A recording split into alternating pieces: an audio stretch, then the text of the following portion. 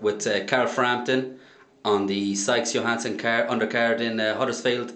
Carl, you're after fighting a very experienced and wily Oscar Chacin this is your night fight. Yeah. What were you expecting coming into this fight? I was expecting him to be, as you said, experienced and wily, and he was that for a couple of rounds, and then it started to, sort of after the first round, I think I hit him with a couple of body shots and I could see him maybe starting to go.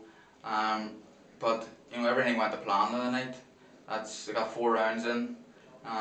Maybe hoping if a cut hadn't happened, maybe it stopped him, properly in the next round. But everything went to plan. I'm overall happy with the performance.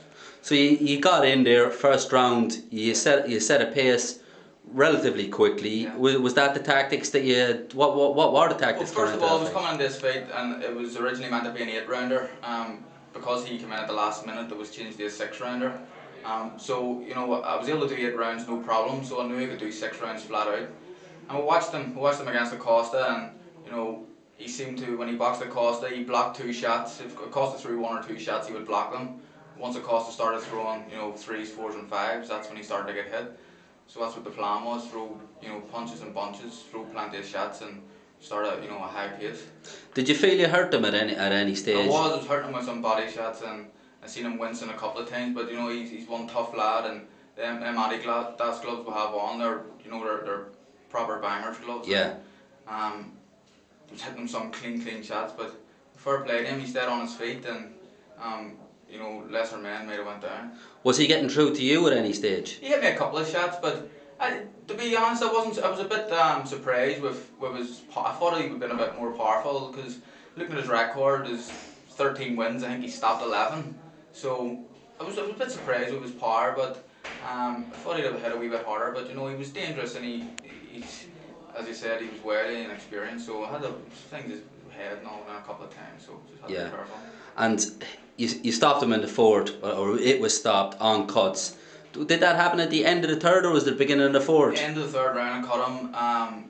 Right at the last punch in the 3rd round, it was sort of a one thing. I feinted the body, I threw a right hand over the top and just felt it. Hit him clean right in the middle of the face and cut him. And I looked over at his corner. I think his corner man didn't seem to have much of a clue what he was at with a cut. Yeah. So there was plenty of blood still coming out as he came out for the 4th rounder. So well, there's plenty of blood on your shorts. We can see that there. And there was plenty of blood smeared all over your back as well. Yeah. Were you under the impression when you saw that it wasn't going to go on very long after that? It was a nasty enough cut, and it was right above the eye. It seemed to be getting into his eye and annoying him. And the referee done the right thing there, stopping it. But if he hadn't been cut, I think he would have stopped it the next round anyway.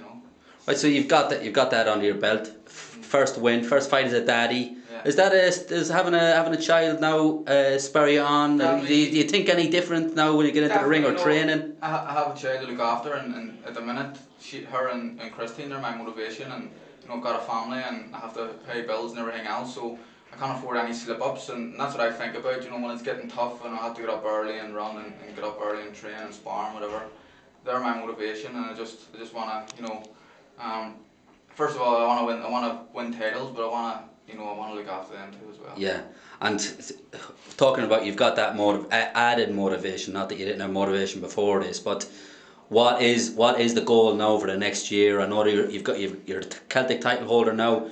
Are you looking to defend that? Are you looking to move straight into British title, or? Well, it just depends. We'll have to talk to Barry and sit down, and we'll see what Barry's working with Matchroom now as well. So we'll see what they have to say about it. And there's big fights out there, and the super bantamweight scene is pretty hot at the minute. So there's big fights, and I'm ready to step up. Any time if I got a shot at a British or Commonwealth European title next fight, I'd be ready to go. So it's just about me getting conditioning. I've got 4 rounds there, but I've been sparring 8 rounds flat out with John Simpson. You all know what John's like. He's just relentless, and me and him help each other out. So I can do the rounds, but it's just about waiting on an opportunity to come up. Alright, well listen, good luck in the next year, and I'm sure we'll be speaking to you in due course. No worries.